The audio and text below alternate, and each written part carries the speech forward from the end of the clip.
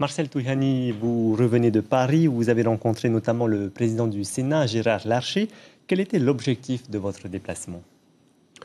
Deux objectifs essentiels. La rencontre effectivement avec M. Larcher, président du Sénat, puisque l'Assemblée dispose d'une convention de partenariat avec le Sénat. Nous avons de très bonnes relations également avec l'Assemblée nationale, au même titre, au travers également d'une convention de partenariat. Et j'ai souhaité intensifier les rapprochements et les collaborations entre le Sénat et l'Assemblée de la Polynésie française. L'autre aspect était le rassemblement des maires, et notamment des maires des territoires d'outre-mer, et également une rencontre, je dirais, à caractère politique, puisque j'ai eu l'occasion de rencontrer quelques minutes M. Castaner, nouveau président du mouvement politique En Marche. Nous avons appris justement cette demande d'audience par un communiqué d'En Marche Polynésie. Quelles sont vos relations avec cette branche locale du parti présidentiel? Oh, je n'ai pas de relation particulière. J'ai souhaité rencontrer le nouveau président du parti politique En Marche à Paris pour parler de la Polynésie, parler de ses problèmes et également de ses atouts, en vue de construire une nouvelle Polynésie dans les années à venir. Et en revanche, pour ce qui est des représentants locaux, je m'interroge sur leur manière de s'engager en politique. J'estime que les valeurs qu'ils représentent ne correspondent pas aux valeurs que le mouvement national porte. Maintenant, à chacun sa lecture des choses, mais je continue mon travail. Ils vous qualifient d'opportunistes. Qu'est-ce que vous leur répondez? Écoutez, lorsque le mouvement local n'organise même pas une seule réunion, lorsque le mouvement local va à la rencontre des partis politiques locaux, lorsque le mouvement local va voir le président du Tapura Huratira, je ne sais pas qui sont les véritables opportunistes au niveau de la Polynésie française, mais en ce qui me concerne, ma position est claire. J'ai fondé mon mouvement politique, j'ai mis en place ma permanence. Tous les jours, je vais à la rencontre des gens. C'est ça la politique. J'organise des réunions publiques. Donc, je ne sais pas ce qu'ils font. En tous les cas, ils ne sont pas en marche. Vous l'avez dit, vous avez inauguré votre permanence, créé votre mouvement pour les élections territoriales.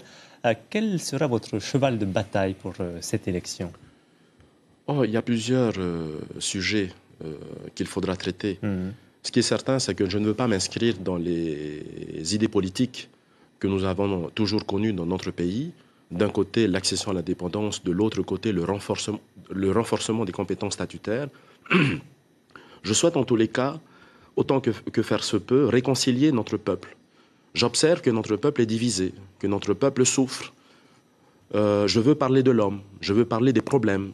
Nous disposons de moyens, nous disposons d'atouts. Je ne comprends pas pourquoi la Polynésie ne se développe pas véritablement.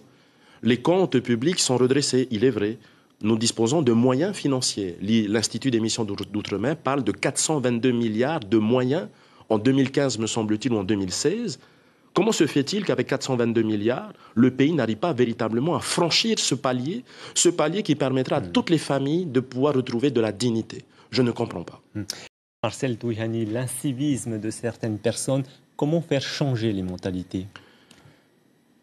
C'est difficile. Enfin, c'est difficile. Bien évidemment, il faudra tout mettre en œuvre pour pouvoir faire changer les comportements des gens, notamment en ce qui concerne ce que l'on retrouve dans les rivières. Vous savez, dans ce pays, malheureusement, nous n'avons plus d'outils de prévention. La prévention et la répression pourraient éventuellement permettre à la fois au pays et aux agents communaux de s'assurer que l'incivisme constaté ne sera plus au rendez-vous les années prochaines. Mais il faudra rétablir certainement un véritable outil de prévention pour rappeler aux uns et aux autres de préserver nos rivières.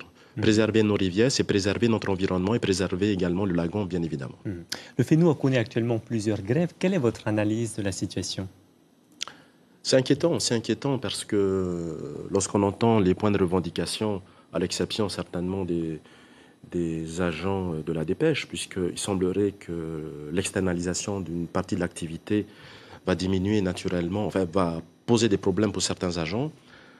Il faut véritablement privilégier la rencontre, les discussions entre les partenaires pour éviter encore une fois que des grèves viennent paralyser notre système économique. Le DT, fort heureusement, est sorti d'une grève. Air France semble s'enliser dans la grève. Ce sont encore une fois des comportements qui ne sont pas bons pour le pays. Et j'invite en tous les cas à la fois les directions, les représentants du personnel de privilégier le dialogue et de s'assurer que ces blocages puissent trouver des solutions rapidement, car c'est une mauvaise image que l'on donne encore une fois à notre pays. On l'a vu dans l'hebdo, les plats de la cuisine centrale qui n'ont pas pu être livrés ont été distribués au SDF. Selon les derniers chiffres, il serait 600 à envahir les trottoirs de la capitale. Vous qui briguez le fauteuil de maire de Papeete en 2020, quelles seraient les solutions pour ces personnes selon vous? Papeete ne peut pas résoudre seul le problème du SDF. Tout d'abord, pour revenir rapidement à la grève dans la cantine scolaire, je trouve vraiment dommage que malheureusement, ce soit les enfants dans les écoles qui soient pris en otage dans cette situation-là. On oublie qu'il y a des enfants et on oublie que le repas du midi est un repas important dans la scolarité, dans le système éducatif. Fort heureusement, des SDF ont bénéficié de ces repas. Mais 600, récemment dans un article, on a parlé de 750.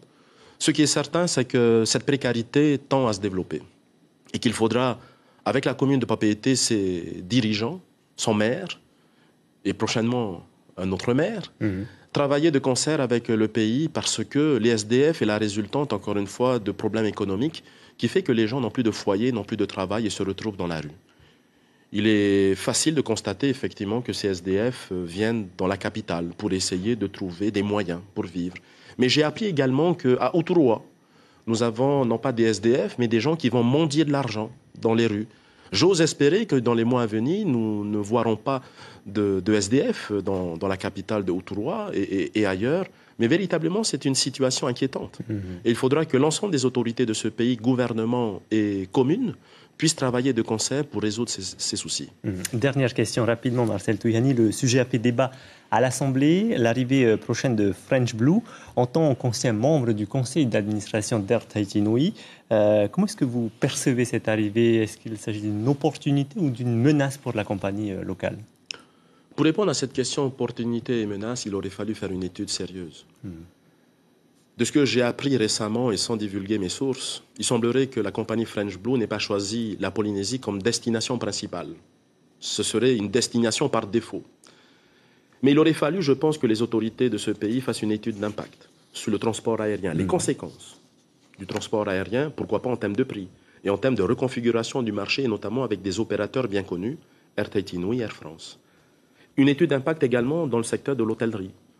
On dit par exemple que French Blue permettrait aux petites pensions de famille de pouvoir bénéficier justement d'un public adapté à ces structures hôtelières. Vous n'êtes pas convaincu? Écoutez, faut-il à ce moment-là espérer que ces touristes, lorsqu'ils arriveront à Fa'a, auront le courage de payer un billet d'avion à 60 000 francs avec Air Tahiti pour aller au Tuamotu ou aux Australes, ou voire moins plus aux Marquises. Il aurait fallu encore une fois pour moi une étude d'impact pour répondre à votre question, avantages ou inconvénients. Malheureusement, cette étude n'a pas été réalisée. Marcel Touyani, merci d'avoir répondu à nos questions. Je rappelle que vous êtes le président de l'Assemblée de la Polynésie. Merci. Merci.